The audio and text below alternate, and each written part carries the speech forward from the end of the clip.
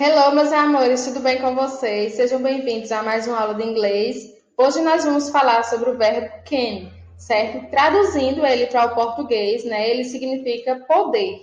Porém, ele possui diversos significados, tá certo? Nós podemos usar ele para expressar diversas coisas relacionadas a poder, tá certo? E aí ele faz parte do grupo de verbos modais, né? Então, verbos modais são verbos usados para auxiliar o verbo principal na frase, tá certo? E aí ele é usado, né, para acrescentar uma segunda ideia ali naquela frase, certo? E aí o verbo can, ele possui diversos significados, né? Nós podemos usar ele em diversas situações, como, por exemplo, para expressar habilidade. Então, se refere à habilidade que uma pessoa tem para fazer algo, tanto fisicamente como o fato de saber como realizar uma ação. E aí, eu trouxe para vocês o exemplo: Dolphins can swim. Os golfinhos podem nadar, certo? Então, ó, traduzindo para o português, né? Falei para vocês que ele significa poder. E aí, os golfinhos poderem nadar, isso é uma habilidade deles, tá certo? Então, nós usamos também para expressar habilidades. E aí, outro ponto é que nós podemos usar para pedir ou dar permissão, certo? A alguém. Por exemplo, no presente pode ser usado para pedir licença ou para dar permissão a alguém. E aí, né, e em frases negativas, nós usamos para não dar permissão, certo?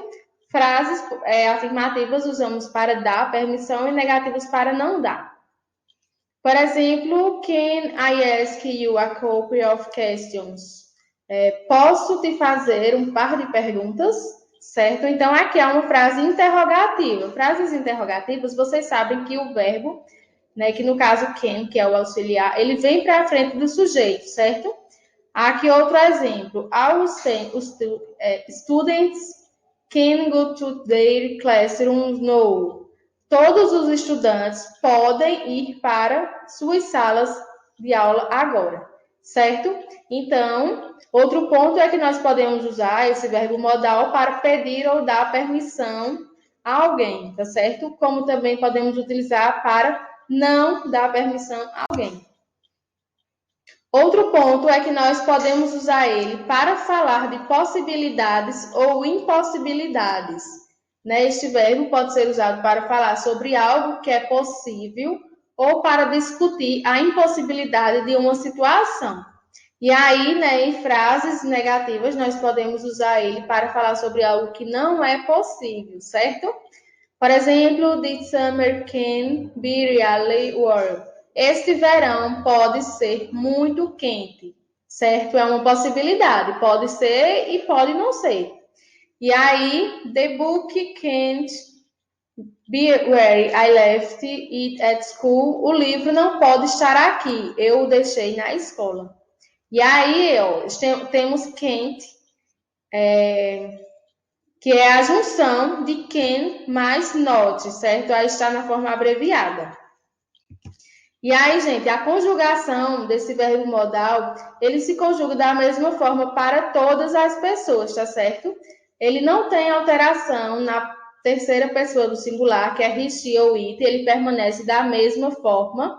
I can, you can, he, she ou it can, you, we ou you e they can, certo? E na forma negativa, né, nós usamos o can mais not, que fica cannot, mas abreviando, certo? Podemos escrevê-lo dessa forma aí. I cannot, you cannot, certo? Então, ele não se modifica, vai permanecer da mesma forma para todas as pessoas. E aí, eu trouxe aqui alguns exemplos, ó. I can speak English. Eu sei falar inglês. We can't do that. A gente consegue fazer isso. Can you ride a bike? Você sabe andar de moto? Certo? Então, nós podemos usar o verbo para expressar diversas situações, diversas possibilidades, enfim. Espero que tenham compreendido o uso desse verbo modal. Lembrando que existem vários verbos modais, tá certo, minha gente? O verbo can é um deles. E aí, qualquer dúvida que vocês tiverem, podem falar comigo lá no WhatsApp. Por hoje é isso, um beijo e até semana que vem.